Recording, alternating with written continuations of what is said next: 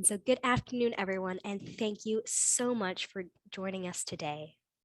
My name is Amy. I use she, her, and I'm so happy to have you join us today as we have a great session on caregiver resilience. I'm very excited to be welcoming Kim from the Alzheimer's Society of Toronto. At the Alzheimer's Society of Toronto, Kim is the Caregiver Education Coordinator. She delivers education sessions to increase family caregivers' awareness on Alzheimer's disease and other related dementias, as well as dementia topics relevant to caregivers. Prior to working at the Alzheimer's Society of Toronto, Kim completed her Master's of Social Work degree with a specialization in health and mental health. As part of her practicum, she gained experience working with physically and cognitively frail older adults at Sunnybrook Health Science Center. She is passionate about raising awareness and support for families, caregivers, and individuals who are affected by Alzheimer's disease and other dementias. We feel so fortunate to have her joining us today. And with that, Kim, I'm very happy to hand things over to you. Great. Thank you so much for the introduction and Happy New Year, everyone, again. So just a couple of additional housekeeping items. I will be sending a copy of the slides to all of you who attended today's presentation. I'll send it to Amy and she will send it out to all of you at the end of the presentation. And again, please keep yourself muted. Whether your camera is turned on or off, the preference is completely up to you. I will ask that you hold your questions until the end of today's session. And throughout the webinar, my video camera will be turned off as well, but you will be able to see my slides. Okay, so just bear with me a couple moments as I pull up my slides. Amy, you can let me know when you're able to see it. That looks great. All right, perfect. So welcome again, everyone, to today's session called Care Partner Stress and Building Resilience. So just a couple of learning objectives for today. We're hoping to look at the different types of stress that care partners may experience. And we'll also talk about some coping strategies that can help us to cope or deal with these stressors. We'll also touch on the importance of self-care for us as care partners. Then we'll switch gears a little bit and talk about the concept of resilience and why it's important for us as care partners to have this. We'll talk about some existing sources of resilience that we are already sort of portraying in our lives. We'll talk about ways that we can build resilience as care partners. And then at the end, I'll talk a little bit about some of the supportive services that we have in the community and through the Alzheimer's Society of Toronto. So to start, we just wanted to highlight some of the sources of caregiver stress. We may be facing stress from many different areas. For example, the caregiver may be facing stress because of financial strains, or perhaps there are social aspects of our life that are causing us stress. Maybe the illness itself, not knowing much about it, or not knowing how to navigate the healthcare system may be causing us stress. It could be our jobs, our workplace. Maybe there are legal issues or family dynamics that are causing us to feel stressed. Or it could be the role of a caregiver in and of itself, the time, the energy that it takes. And there may be emotional or physical aspects that are contributing to our stress as well. So it's good to know where our stress is coming from so that we can address it in the best or most appropriate way. So here, I'm just going to briefly outline the 10 signs of caregiver stress that you sort of want to keep on your radar and be mindful of. So the first sign of caregiver stress is denial. Perhaps you may be thinking, the person that I'm supporting will get better. The second sign of caregiver stress is anger. Maybe you notice that you're becoming angry at all of the questions that are coming at you in short periods of time. The third sign of caregiver stress is withdrawing socially. perhaps from activities and friends. The fourth sign of caregiver stress is anxiety. Maybe you notice that you're anxious about the future. How long can I care for this person at home? The fifth sign of caregiver stress is depression. Maybe you notice that you're feeling low mood or a lack of interest in certain things. The sixth sign of caregiver stress is exhaustion. Perhaps you can't start a task, or maybe you were able to start the task, but you're unable to finish what was started due to this exhaustion. The seventh sign of caregiver stress can be sleeplessness. Maybe you're not getting enough sleep, or if you are, it's a poor quality of sleep.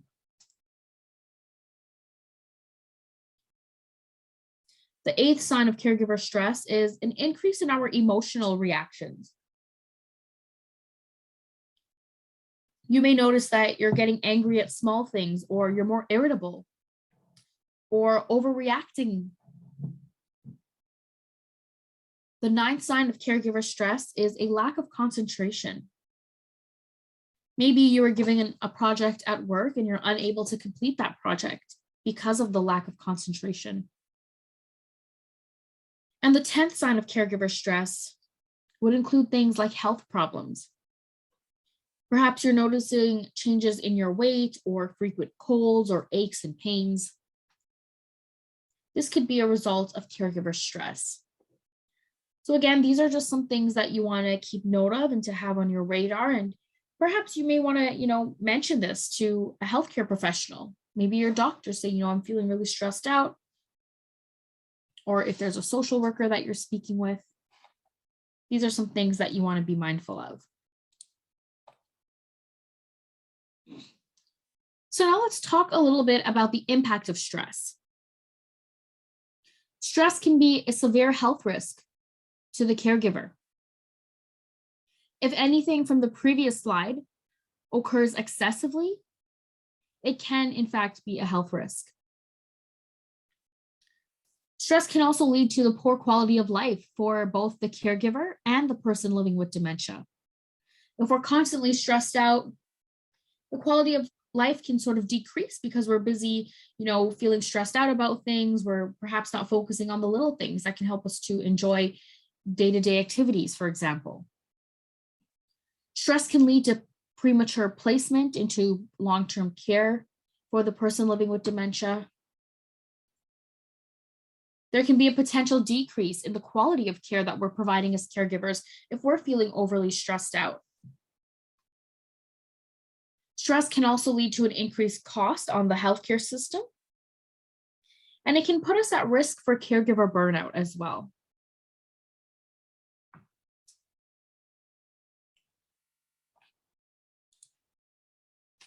So now we'll talk a little bit about emotional stress.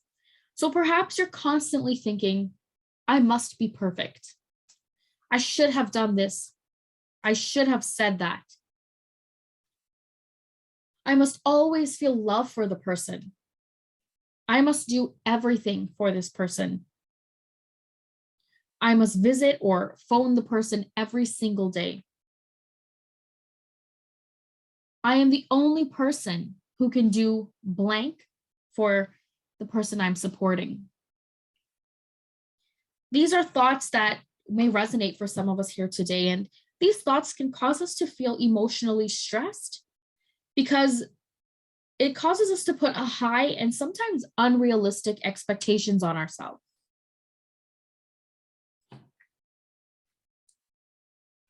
So how do we cope with emotional stress? So here I have some strategies just briefly that I wanted to share with you on how we can cope with our emotional stress. The first thing we want to do is recognize emotional signs of stress. So for example, some people say that when they're feeling stressed out, they notice that they're more irritable or that they're crying a lot more than usual. If you're recognizing that, you can take a step back and say, okay, maybe I'm starting to feel stressed out. I need to take a step back and reevaluate what's happening here. Another strategy can be to accept, share, and work through our feelings of perhaps guilt, grief, and anger.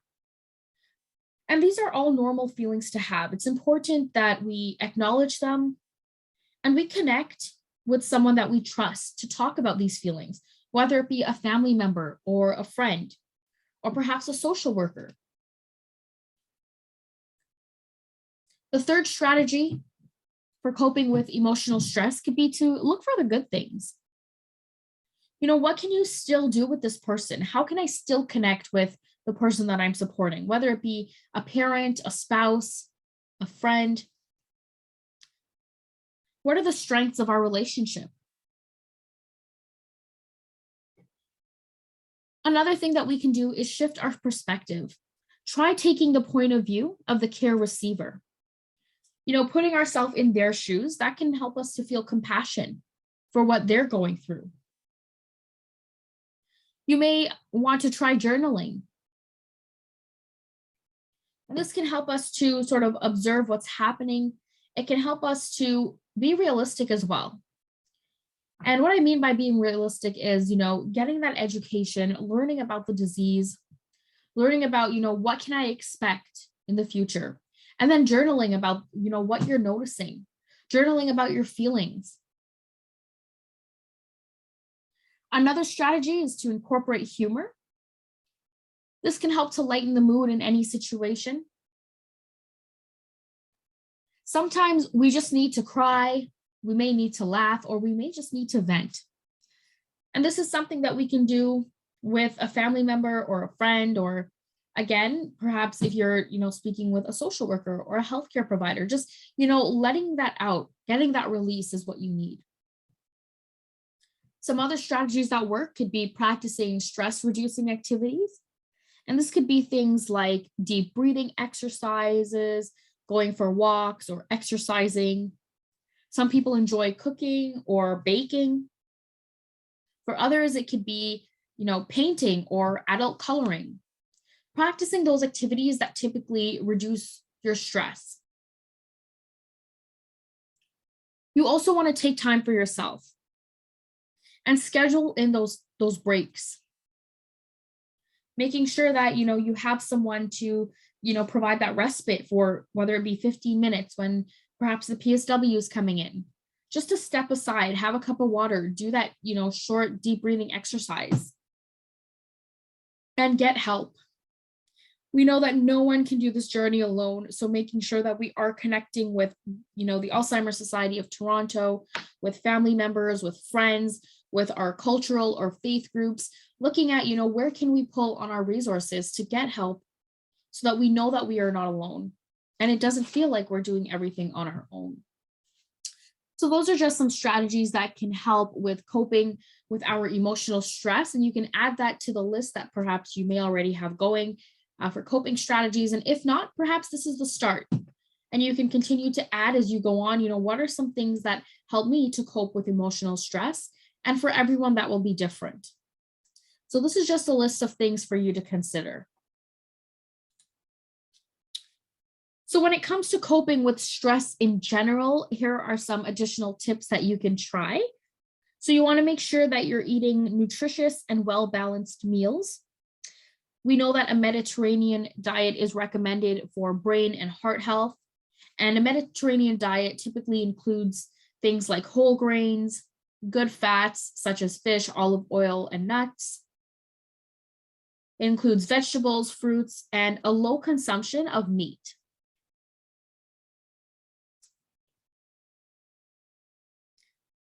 You also want to make sure that you're getting physical exercise, whether it be walking, online exercise classes, seated exercises for seniors are great as well. So those are some things that you may want to consider. You want to make sure that you are incorporating relaxation into your day. So setting aside that time for deep breathing, like I mentioned in the previous slide. You want to make sure that you're getting enough sleep.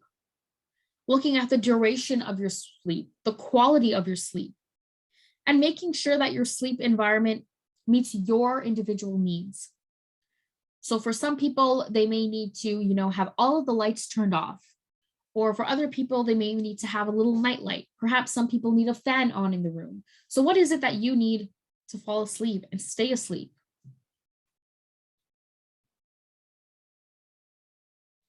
You also want to make sure that you are spending fun time with others. And again, incorporating relaxation into your day. So these are all some tips that you can use to help with stress in general. So earlier we mentioned some areas where caregivers may be facing stress. So for example, we talked about physical stress. Now I just wanted to briefly touch on some coping strategies for these specific stressors in our life. So the first one is physical stress. How do we cope with that? Well, we want to be realistic about what we can offer. We want to learn to recognize our physical signs of stress. Earlier, I mentioned our emotional signs of stress, noticing when we're crying or getting angry. But now we want to look at, what are some of the signs of, physically that I'm feeling that are sort of telling me that I'm feeling stressed out? Am I getting a headache? Am I feeling aches and pains? Am I getting nauseous? So recognizing those physical signs of stress. And we want to take care of ourselves by avoiding things that can drain our health and caregiving ability. So we want to avoid little sleep. We want to avoid a poor diet.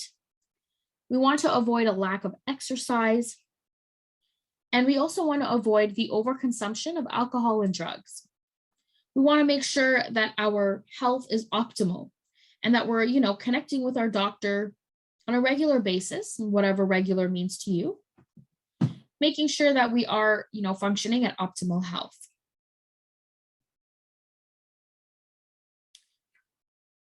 How do we cope with the financial stress that we may be facing? You want to perhaps explore financial subsidies or benefits, or perhaps look at free or subsidized supportive services. There's also work stress that we may be facing. Perhaps a strategy here can be to talk to your supervisor or HR about your situation and then document that. So perhaps sending an email to follow up with them about the conversation and the agreement that the two of you came up with. Or perhaps it's just more about, informing your workplace that you may need to make calls more frequently or be absent more frequently because of your role as a caregiver. So just about having that open communication with our workplace, that may help to reduce the stress that you're feeling. Maybe it's the symptoms of the illness itself that's causing us to feel stressed out. How do we cope with that? One thing we always say is to learn about the illness and giving care. So what you're doing right now by attending these workshops, it's a great way to, get a better understanding of how you can cope as a caregiver, but also to learn more about the illness. And not only learn about it, but pass on that information. This can also help us to be realistic about the disease or to be more aware of our expectations of the future. And once we're aware of what's to come, that can help us to feel less stressed out about it because we can prepare for it and get supports early. There may be legal issues that are causing us to feel stress.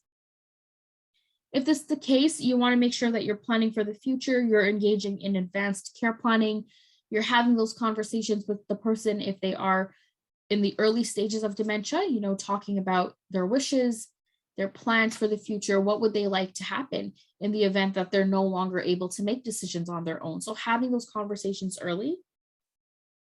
Perhaps you may need to speak to a lawyer as well, so consider that option. And maybe it's our relationship that may be causing us stress. Something that can help us to cope with this change could be to recognize in advance, recognize that your relationship with the person living with dementia may change.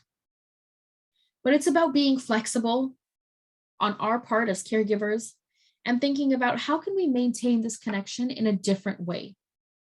We know that the person living with dementia is not intentionally acting the way that they're acting or, forgetting things. So it's on our end to try our best to maintain those connections and maintain that relationship.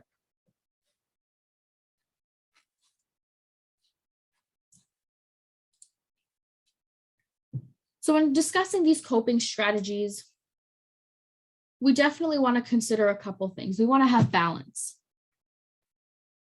We want to make sure that we're setting priorities, thinking about, what are the most urgent needs of the person living with dementia? What are the most urgent needs for myself as the caregiver? And what are the needs of other family members? Maybe you have children that you're also caring for, or maybe there are other people that you're caring for.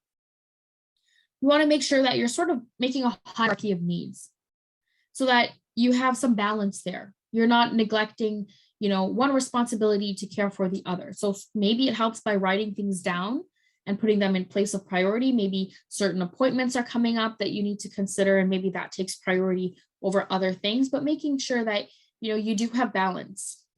You want to make sure that you're not taking on more than you have to. Thinking again, am I the only person who can do this? What can I delegate to other people?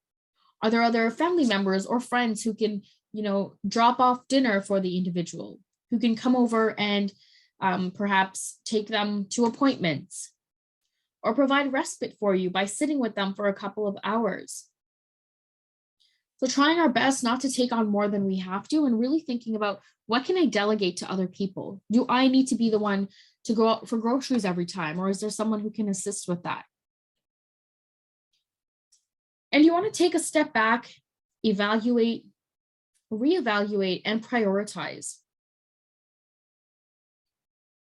This may be quite the process for you, but it is so important to really look at the big picture and perhaps even break things down a little bit to understand how best you can make sure that you have balance in your life.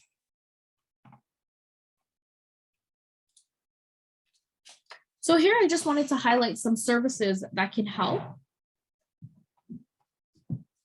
So there are things like adult day programs, which is for seniors who need perhaps additional support to stay active. Adult day programs provide caring and supporting environment for seniors, and it gives caregivers some peace of mind or some respite. So some programs out there perhaps run from like 10 to 2, or there's certain like 2 or 3 time frames where the person can go to the adult day program, perhaps engage in some activities or some things to keep them active, keep them stimulated cognitively throughout the day. Giving the caregiver respite to perhaps run errands, take a nap, whatever it is that you need to do. So an adult day program is an option. There are also respite programs. So for example, if you are a caregiver for someone with dementia and you need to perhaps take a break, or you need to go somewhere, respite programs have short stay or day programs where you can bring the person and they can sort of stay there for a couple of hours. For some places it's overnight, and it comes at a fee. So you may want to investigate into some respite programs. Another service that a lot of people find helpful would be friendly visiting. So friendly visiting is a free service that matches older adults who would benefit from a weekly visit with a trained volunteer. And friendly visiting volunteers spend time with older adults in a social way. So they may be playing games, they may be reading together. Perhaps, the volunteer can take the individuals on a planned outing. Or maybe it's about having conversations with them about current events. So it's just that friendly visiting. Right now, I'm not sure if they're happening in person, but they do also offer over the phone options as well. So maybe it's a friendly visiting phone call where the person can engage in a conversation over the phone about current events or whatever it is that they would be interested in speaking about. There are also personal support workers who are a huge resource to a lot of people. Personal support workers provide personal care such as showering, toileting, activities of daily living as well. Meals on Wheels is a great resource that a lot of people find helpful. So this program delivers meals to people's home who are unable to purchase or prepare meals on their own. There are also housekeeping services. So housekeeping services can help with things like cleaning, home maintenance, laundry, some light cooking. There are nursing services that can come in to help with the administration of medication or wound care. And some additional services that are helpful are things like support groups, where you can connect with people going through similar situations of your own and sort of share your experience with them, share resources with them, and sort of hear what their experience was like and how that can benefit you. How does their experience help you, or how can you help them?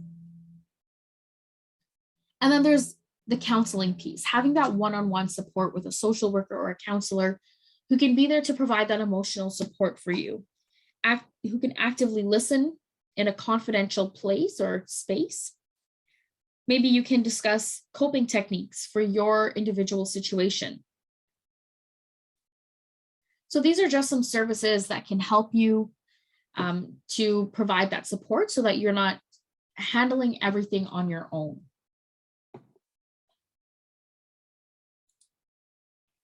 Which sort of leads us into this next piece about self-care. So this quote here says, self-care is a priority and necessity, not a luxury in the work that we do.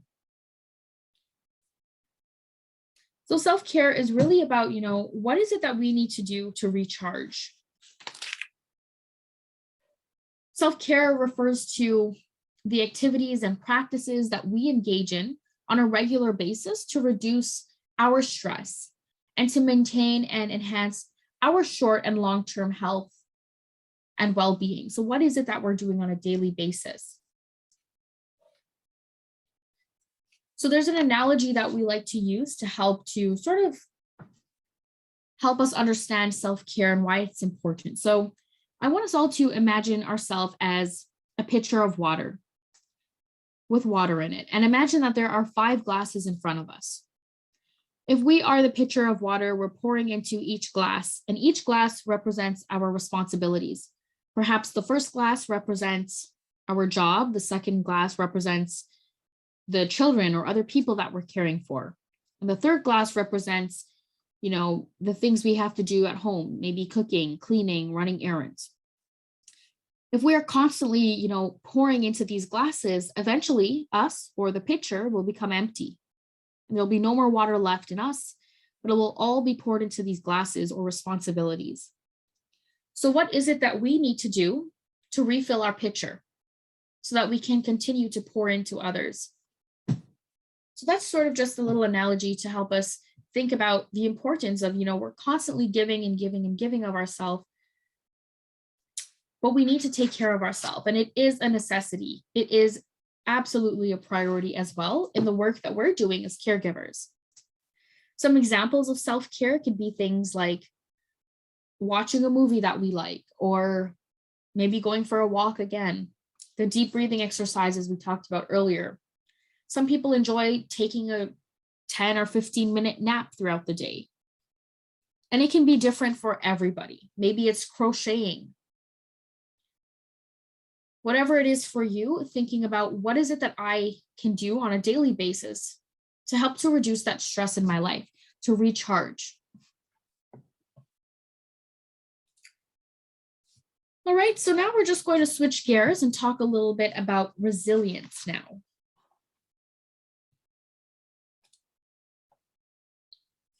So resilience is the pattern of positive adaptation in the context of past or present adversity.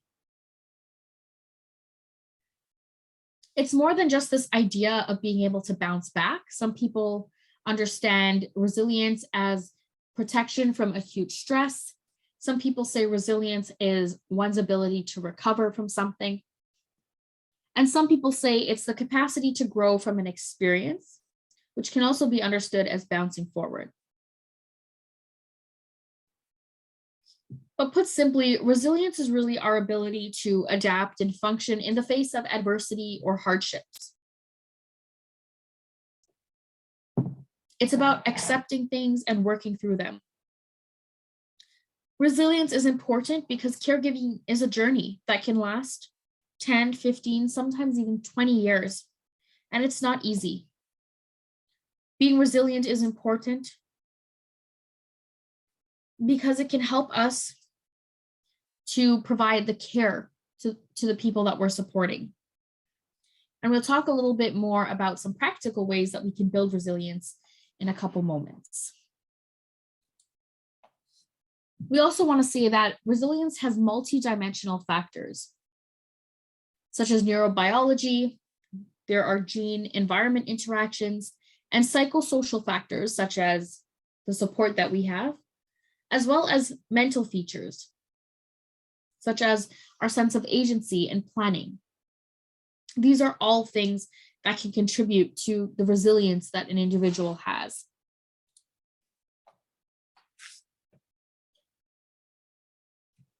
So here I wanted to talk about 10 resilience factors, and this is from the book entitled Resilience by Stephen Southwick and Dennis Charney, where they outline 10 ways in which resilient people cope with stress. So I'll briefly touch on each of these, and while I'm going through them, perhaps you can just reflect on what I'm sharing and think about, is this something that I have? And that's how we can identify resilience factors in ourselves. So the first one is realistic optimism. Resilient people cope with stress through realistic optimism by viewing life in a hopeful and confident way. These people anticipate a bright future. They believe that good things are coming and hard work will yield success. And this first one here, realistic optimism, it's actually the foundation of resilience. And it fuels each of the following factors that I'll touch on. Another way that resilient people tend to cope with stress is through social support, through connecting with other people by seeking out and accepting help that is offered, and also by giving help to those in need. Resilient people cope with stress by facing their fears. They use their thoughts and behaviors to triumph over fear. They act in spite of fear to accomplish goals and to become stronger. Resilient people cope with stress by incorporating religion and spirituality. Some people turn to God, or they engage in formal religious services or private spiritual practices. Others may find inspiration in nature or the arts. The fifth way in which resilient people tend to cope with stress is through meaning, purpose, and growth.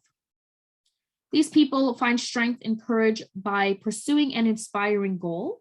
So here they're using adversity as a catalyst for growth. They actively serve a purpose that is greater than self-interest. And they transcend their traumatic experiences by helping others who have been traumatized. Here it's about choosing actually to be a victor rather than a victim.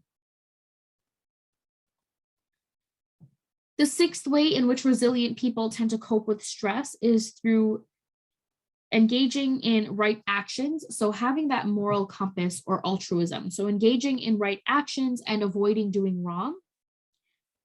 And thinking of others and serving others as well. Resilient people tend to cope with stress by having role models.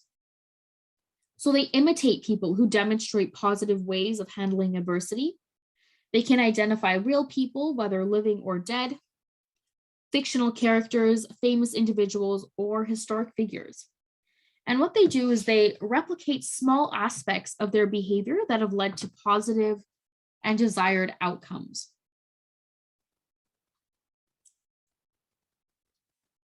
Another way resilient people tend to cope with stress is through training. So what we are talking about here is physical health. So they're improving their physical health and preventing or diminishing the effects of chronic illness by keeping their body fit and healthy. And they master physical challenges to also improve their mental health and their emotional regulation. The ninth way in which resilient people tend to cope with stress is through brain fitness. So here they focus their thoughts and challenge their mind so that their intellect is sharp and continues to grow. What they do here is they regulate emotions to eliminate feelings that undermine effective coping. So being very mindful of, the emotions that we're feeling and thinking, is this helping to contribute to my coping here? Or is it undermining my coping? And lastly, flexibility. Resilient people tend to cope with stress by employing a variety of mental and emotional strategies to handle the adversity that they're facing. They're accepting what cannot be changed. They're learning from their failures.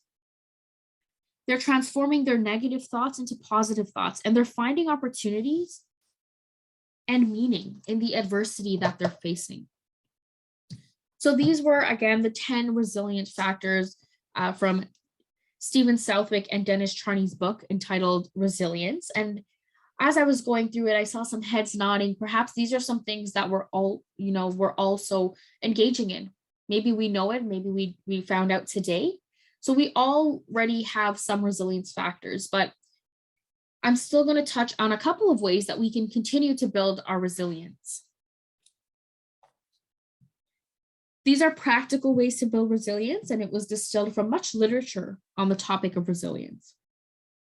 One thing I want to say here is that coping with resilience is not a linear process. It's actually quite cyclical. And one intervention and one action builds strength that creates momentum and further builds on this resilience and wellness. The more resilience is practiced, the easier it will become, the more natural it will become. And over time, this resilient responding, it will actually become a habit. Just keep in mind that our resilient skills become like underused muscles. They may be painful to use, and we may start off clumsy and slow. But remember that you cannot run a marathon before you have run a mile. And building resilience takes time, and the strategies that work for you are very personal. So keeping that in mind as well as we go through some of these strategies here today. So I'll talk about how we can build resilience from a behavioral, psychological, spiritual, social, and physical sort of perspective.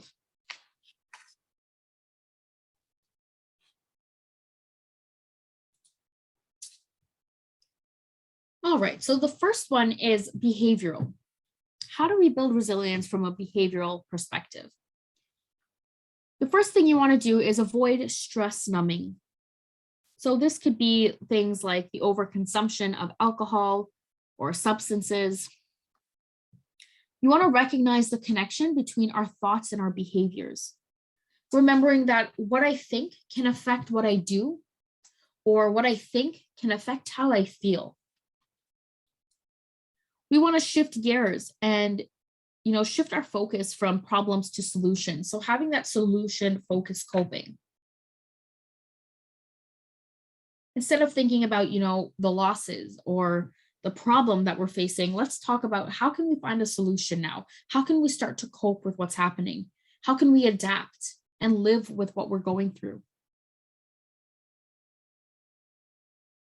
And lastly, you may want to physically work off your emotions. So getting in that exercise can be very helpful in building off our emotion.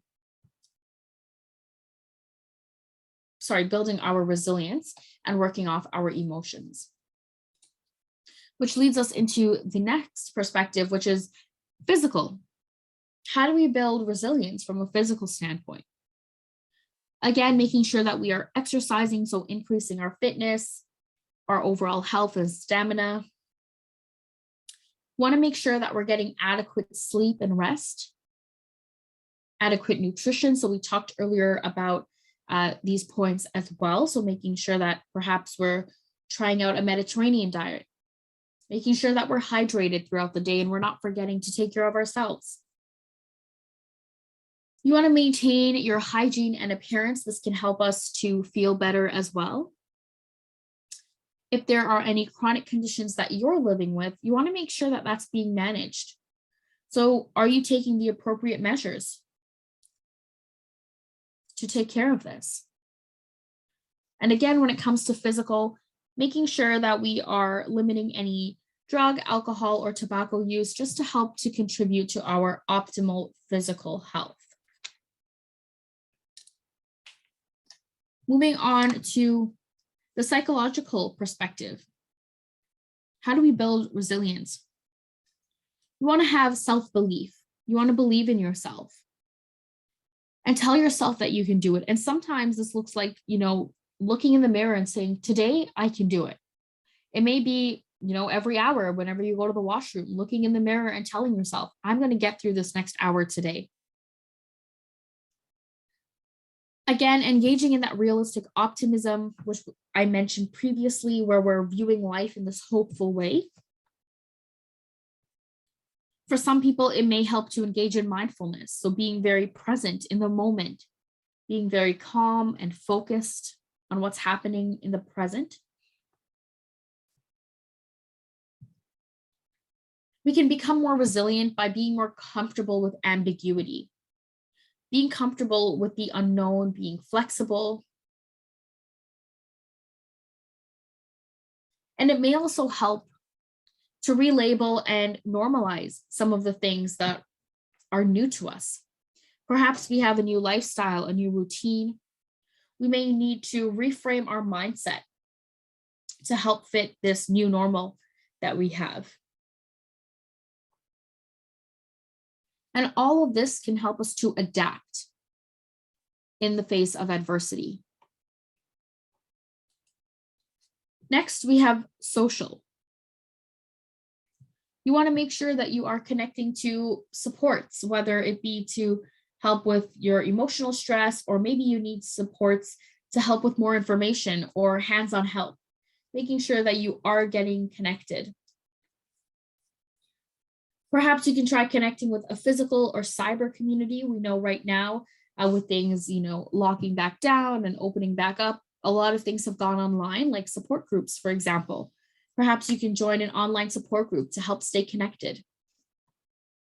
Want to make sure that you are still engaging in things that are fun for you, that you're still socializing and engaging in your hobbies.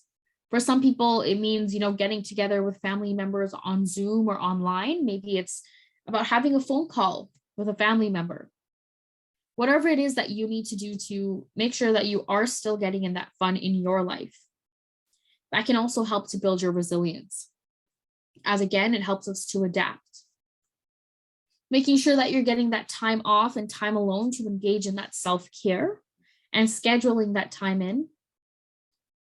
And trying our best to separate work from home, which we know is not always easy with a lot of us working from home, but trying our best to separate the two as well can help us to build resilience so that everything isn't just getting, sort of piled on.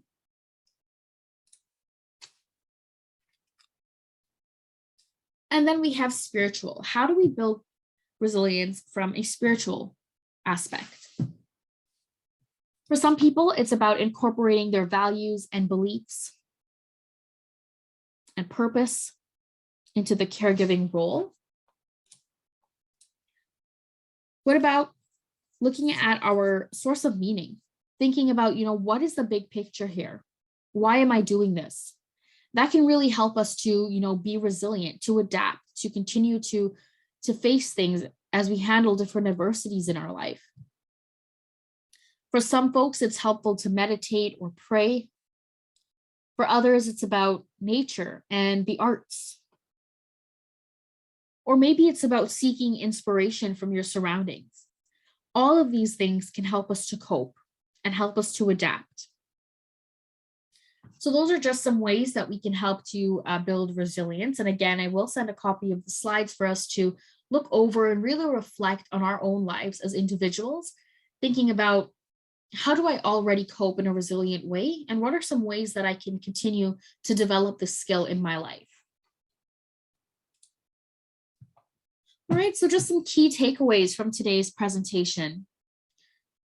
We want to highlight that caregiving for a person living with dementia is meaningful, but it absolutely can take a toll. We know that individuals and societies benefit from the contributions of resilient caregivers. Resilience doesn't mean that you don't experience difficulty or distress. You absolutely will. What resilience means is that you will be able to continue to adapt, function, and live throughout these adversities that we're facing. And resilience is an active, ongoing process that can be developed and enhanced at any stage in life. It's never too late to start building your resilience, or never too early. But it does need to be practiced in these actual situations that we're facing. We can practice and think about them as much as we might want to, but it's in the situation where you actually build that resilience.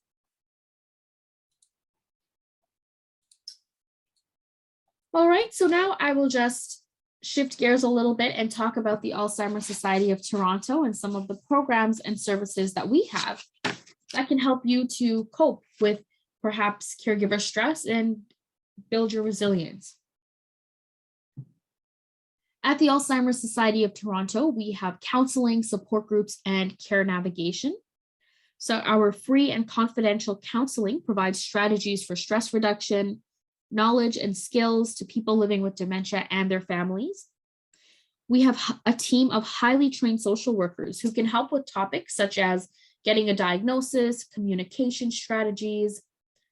They talk about ways, to reduce caregiver stress and how to cope with responsive behaviors. And our counseling right now, actually, all of our programs and services are happening virtually. Nothing has resumed in person at this time. We do have counseling over the phone. We also have support groups where you can connect with people going through similar situations to that of your own and share resources, ideas, and experiences. And that is also happening through Zoom. And we have care navigators who can help you to navigate the healthcare system. If you're looking for a service or some supports, our care navigators can help to find that service for you and then perhaps give you a list of what you're looking for and you can contact them. At the Alzheimer's Society of Toronto, we also have education, training, and information. So we have education on the Zoom platform. If you take a look at our event calendar, you'll see all of our events posted there, and I'll send that out as well today. We also have education on our Alz Educate platform, which is a website that holds all of our webinars, where you can watch recordings of them there, as well as attend live webinars. We also have training. So we have a training for care partners. We have the You First for Care Partners training that is for care partners of people living with dementia who have behaviors as a result of cognitive impairment or dementia. And we talk about ways to reduce those behaviors. And there's a lot of information posted on the Alzheimer's Society of Canada website where you can read up about Alzheimer's disease, dementia, and the different types. I also wanted to tell you about the active living programs, which provide meaningful opportunities for social inclusion for both the person living with dementia and their caregiver. And you can find these activities on our event calendar, which again, I'll be sending out at the end of the presentation today. At the Alzheimer's Society of Toronto, we also have a partnership with the Medical Alert Safely Home program, and this is a nationwide program that's designed to help identify the person who is lost and assist in their safe return home. So this is something that you're interested in. You can check out their website and you can see the costs and the different bracelets that they have as well. And I also wanted to tell you about the music project at the Alzheimer's Society of Toronto. The music project is essentially personalized music for people living with dementia. So the Alzheimer's Society Music Project reconnects people with the soundtrack of their lives by providing music players loaded with personalized music to people living with dementia. So here we have some of the possible benefits of personalized music, which would include things like increased communication, physical activity, and social activity. Some people have said that music improves mood, sleep, and cognition. Some people say that personalized music has helped to reignite older memories. Just think about, when you listen to a song today that perhaps you listened to in your past, it really just takes you right back to that moment in your past. Maybe it's a song that you used to listen to when you just got your driver's license, or maybe it's a song from your wedding day or when your first child was born. Whatever it is, these personalized songs can reignite those older memories. And a lot of people also say that it has increased their overall quality of life.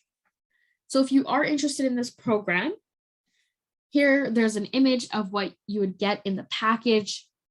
So it includes a personalized music player, a set of over-the-air headphones, one wall charger, a charging cable, and an instruction booklet. Something we want to highlight here, though, is that music is actually beneficial in all stages of dementia, not just in the early and middle stages, but also in the late and end of life stages as well. Personalized music can be very beneficial.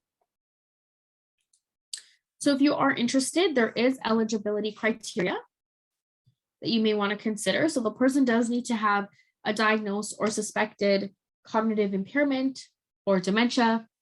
Either the recipient or their family member or friend does need to live in the M postal code. And they must agree to use the program materials as directed, return the materials when it's no longer being used by the original recipient, and to provide feedback so that we can continue to improve our programs and services. So if you are interested, you can take a look at the website, www.musicproject.ca, or you can phone into our main line at 416-322-6560 to find out more. I also wanted to tell you about the Finding Your Way program. Finding Your Way is a province-wide program. The target groups of this program include people with dementia, their caregivers, and the general community. So Finding Your Way aims to raise public awareness of the risk of people living with dementia going missing. Finding Your Way encourages families to create a safety plan, which includes filling out an identification kit that could be handed to the police if the person does go missing. And Finding Your Way supports the safe return of people who do go missing. They provide tip sheets and information on what to do during and after a missing incident. So why is this program so important? Why am I telling you about it? Right now, there are actually 240,000 people in Ontario who are living with dementia. 6 out of 10 of those people will go missing, often without warning. Half of those not found within 24 hours will be gravely injured or die. In urban areas, 75% of missing individuals are found within 3.2 kilometers of their last location seen. So this really helps to put things into perspective as to why we're sharing this Finding Your Way program with not just people who are supporting someone with dementia, but also with the general public. So there are program materials that can be accessed on the website, www.findingyourwayontario.ca. And you can also find material in all of the languages that you see here on the slide. There are also videos on the website in these languages that show real stories of people living with dementia and their families during the dementia journey. So I highly encourage you to take a look at the website, and perhaps you can go through the modules and the videos, whether it be in English or any of these languages here.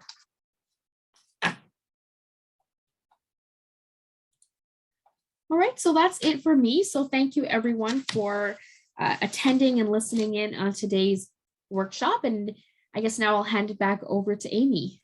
Thank you, everyone. I want to also just start by saying thank you, Kim, so very much for that wonderful presentation. Lots of great insights and some self-reflective questions there.